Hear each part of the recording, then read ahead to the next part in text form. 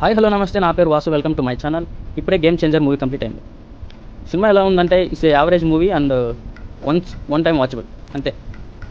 Main cinema story ఏంటంటే, భయంకరమైన కోపం ఉన్న హీరోయిన్ పరిచయం వల్ల ఐపీఎస్ అవ్వాల్సిన వాడు ఐఏఎస్ అవుతాడు. ఐఏఎస్ అయిన తర్వాత ఎటువంటి బాధ్యతలు అతను ఎదుర్కొన్నాడు అండ్ పొలిటీషియన్గా ఎలా మారాడు, పొలిటీషియన్స్కి ఎలా ఎదురయ్యాడు అనేది మెయిన్ స్టోరీ పాయింట్. ఈ సినిమా అసలు చాలా కమర్షియల్ సినిమా. అసలు అంతే, ఈ మధ్య వచ్చిన చాలా కమర్షియల్ మూవీస్ లాగే ఇది కూడా ఒక కమర్షియల్ మూవీ లాగా తీశారు. వింటేజ్ శంకర్ డైరెక్టర్ కనిపించాడు కానీ ఎగ్జిక్యూషన్లో మాత్రం ఓకే, ఇది రోజు చూసేదే కదా, రోజు న్యూస్లో చూసేదే కదా అన్నట్టే చేశాడు సినిమాని. రామ్ చరణ్ మాత్రం అప్పన్న క్యారెక్టర్లో నెక్స్ట్ లెవెల్ కనిపించారు. అతను మాత్రం చాలా ఒక గాంధీ తాతలాగా, ఎన్టీ రామారావు లాగా కనిపించారు. చాలా బాగా అతనికి క్యారెక్టర్ బాగా చాలా కష్టపడ్డాడు అనేది అయితే కంటికి చాలా బాగా కనిపిస్తుంది. ఎందుకంటే ఆ సినిమా చూసినప్పుడు మీకు అర్థమవుతుంది ఎందుకు అంత కష్టపడ్డాడని నేను అన్నాను. సినిమా మాత్రం చాలా ఒక యావరేజ్ ప్లాట్ఫామ్ లాగా వెళ్ళింది. ఇంకో పెద్ద మైనస్ ఈ మూవీలో ఏంటంటే హైలైట్స్ లేవు, అంటే హై మూమెంట్స్ లేవు సినిమాలో. ఇది పెద్ద హై మూమెంట్, ఇది స్టేటస్ పెట్టాలి, ఇది మనం భయంకరంగా చెప్పుకోవచ్చు, ఇది రామ్ చరణ్ ఫ్యాన్ అని చెప్పుకునే హై మూమెంట్స్ లేవు. ఒక విధంగా హై మూమెంట్స్ చెప్పుకోవాలంటే ఆ హెలికాప్టర్ షాట్సే. ఆ హెలికాప్టర్ షాట్స్ మాత్రం చాలా బాగా వచ్చాయి.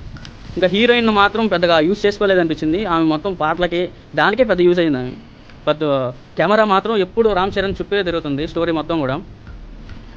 అండ్ నెక్స్ట్ తమన్ గారు కానీ చాలా బాగా బ్యాక్గ్రౌండ్ స్కోర్ ఇచ్చారు. ముఖ్యంగా ఫస్ట్ హాఫ్లోనే రామ్ చరణ్ గారిది ఎంట్రీ ఉంటుంది బైక్ సీన్లో, అప్పుడే భయంకరంగా కొట్టేశాడు.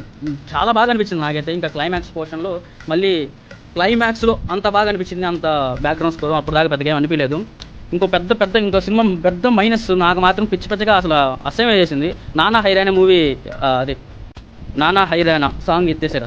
అసలు లెంత్ వల్ల ఇంకోటి ఏమైనా స్ట్రాటజీ వాడాలనుకోనో ఏమో తెలియదు కానీ ఆ పాటే ఎత్తేసారు. పెద్ద డిసప్పాయింట్ మాత్రం అదే. అంటే నాకు మాత్రం మొత్తం ఆల్బంలో నచ్చింది నానా హైరానా ఒక పీక్స్లో ఉన్నింది. బట్ అదే తీసేశారు. విజువల్గా కానీ చాలా బాగుండింది, అది తీసేశారు. ఇంకా సినిమా స్టోరీ పాయింట్ మనం ట్రైలర్లో చూసాం, ఇప్పుడు రివ్యూస్లో ఆల్రెడీ చూసుంటారు. ఇంకా మనం ఒక ప్రజెంటేషన్ కోసం సినిమాకి వెళ్ళాలి. అండ్ దిల్ రాజు మాత్రం మొత్తం దీని మీద పెట్టుకున్నాడు ఆశలన్నీ. బట్ అది ఎట్లా అనిపిస్తుందో, ఒకవేళ హిట్ కొట్టింది అని మాత్రం అనిపిస్తే ఖచ్చితంగా ఇది సంక్రాంతి సీజన్ వల్లే ఇది హిట్ కొట్టవచ్చు అనిపిస్తుంది నాకేదో. బట్ రికవరీ మాత్రం ఆల్మోస్ట్ వచ్చేస్తుంది అనిపిస్తుంది. ఎందుకంటే పండుగ సీజన్ కాబట్టి 200 కోట్లకి జరిగింది బిజినెస్. సో ఈజీగా వస్తుంది అనిపిస్తుంది పండుగ సీజన్ కాబట్టి. సినిమాలో హై మూమెంట్స్ కూడా ఉన్నాయి, బట్ అవి తక్కువగా ఉన్నాయి.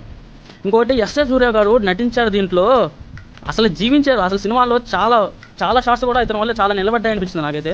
చాలా బాగా నటించారు అతను మాత్రం, చాలా బాగా వచ్చింది. అతను ఉన్నంత స్క్రీన్ ప్లే మాత్రం చాలా బాగా వచ్చింది. ఇంకోటి డిఓపి గారు కూడా ఈ సినిమాలో చాలా బాగా చేశారు. అంటే కెమెరా వర్క్స్ చాలా బాగా వచ్చాయి. అంటే హెలికాప్టర్ షాట్స్ కానీ, ట్రైన్ షాట్ కానీ ఒకటి ఉంటుంది, ఇంకోటి సీక్వెన్సెస్ కొన్ని ఉంటాయి.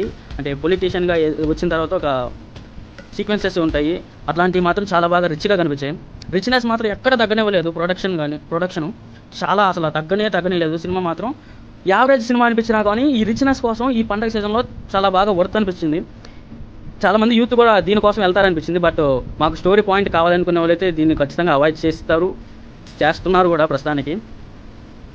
ఒకవేళ మీరు సినిమా చూస్తుంటే మీకు ఎలా అనిపించిందో ఒకసారి కామెంట్ చేయండి.